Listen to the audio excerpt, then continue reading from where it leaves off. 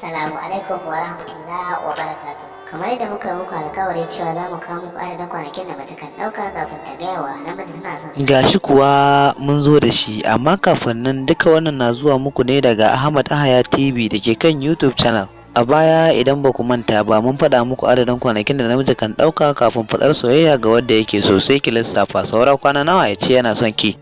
Ahmad Ahaya TV da ke kan YouTube channel kuma masu kallon mu.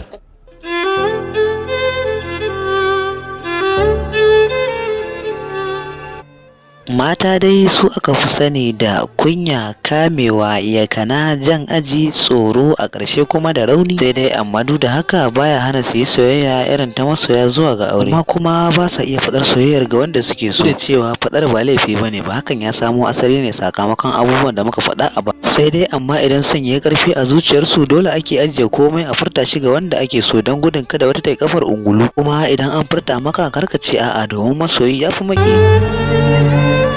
Bincike ya nuna mace kan ɗau tsayin ninkin lokacin namiji kafin faɗar soyayya ga wanda take so, wanda hakan kan ɗau kwanaki 132. Tana ta dakon soyayya a rai da kuma jawo ra'ayin wanda take so domin ya furta mata da kansa. Idan ko ba a samu nasarar jawo ra'ayin naka ka furta da kanka ba, sai ta furta maka don gudun kar a shata basilla ta yi son masu wani.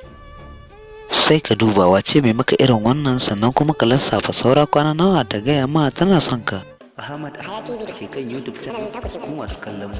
Muna godiya da gudunmawar ku a gare mu. Ku ci gaba da bibiyar mu domin kawo muku sababbin abubuwa a wannan tasha tamu mai albarka. Muna godiya. Ahmad Ahaya TV ta